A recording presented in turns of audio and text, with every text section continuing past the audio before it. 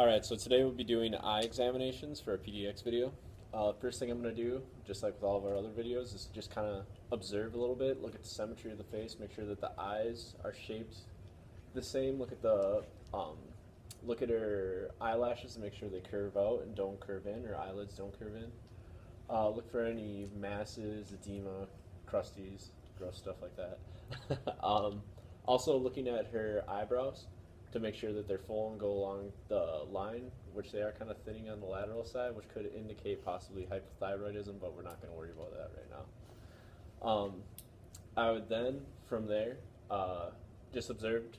I've been watching her blinking just to make sure her blinks are symmetrical. They blink at the same time. I'll have you do it one more time really slow for me. Perfect. So, yep, her blinking is just fine.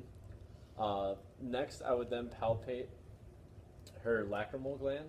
So for this, I would just palpate out on the sides, give a little pressure, and then palpate her lacrimal sac, and observe to see if any oozing comes out of the puncta, which I did not see any oozing coming out of the puncta.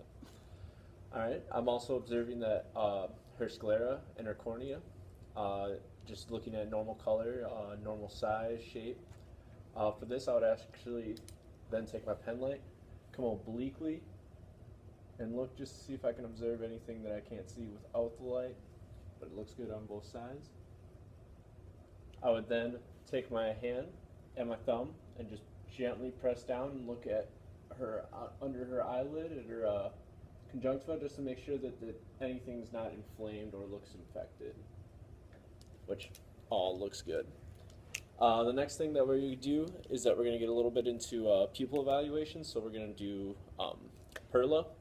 That's pupils equal size, round, accommodate to light, such as that. So for that, first I'm just going to have the patient, for this I'm going to start off with shine it in her eye while covering up her other eye, just to see that the pupil constricts normal. It's good on that side. It's good on that side. I'm going to do the same, except for now I'm going to observe the right eye while I shine the left. And it constricts, which is good. The same with the left. Okay. I'm now going to shine the pen light on her forehead and have her look at the pen. Looking for an equal reflection back in the pupil, which is good. I'm then going to do an H test. So for this, I'm going to have you stare at the tip of the pen and just follow it without moving your head. And this is just testing her muscles in her eyes, just to make sure that there's no abnormalities or nystagmus along with her movement of her eyes, which is all good. Next, I'm going to do an accommodation test. So I'm going to have her stare at the tip of the pen, and then I'll have her look at something in the background. And this is what I'm looking for, is constriction and dilation. Constriction when she looks at the pen, dilation when she looks at the object in the background. So I'll have you do it one more time. Look at the object in the background. Good. So she passed for both those signs. The next thing I'm going to do is also another accommodation test. For this, I'm just going to have her cover up her one eye. Well, actually, I'm going to cover the eye for her. Sorry. So I'm going to have you look straight forward. Just keep focusing forward. Good. Let's switch to the other side. Have you look straight forward again, the object in the background.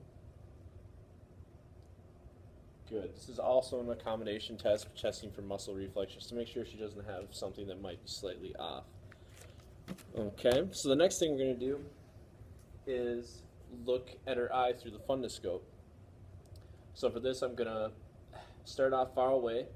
I'm going to have my my thumb positioned at where I can adjust the lens on the scope.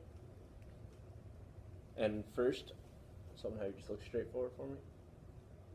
So first I'm going to look for the red light in her eye, which I see right now. I'm going to come in at an angle, and now I see the vessels. Come a little closer, and I'm starting to see the corneal disc. It's good. Everything looks normal. I'm going to switch to the other eye. Have you look forward again. See the red spot in her eye, red reflection. Starting to see the arteries. And now I see the corneal disc. Good. So both of those look normal. Also, after this, we'd have do a vision field test for the patient, which would require the patient to stand about 20 feet away from an eye chart. While standing about 20 feet away from an eye chart, I'd have her cover up one eye and try to read the line most clear to her.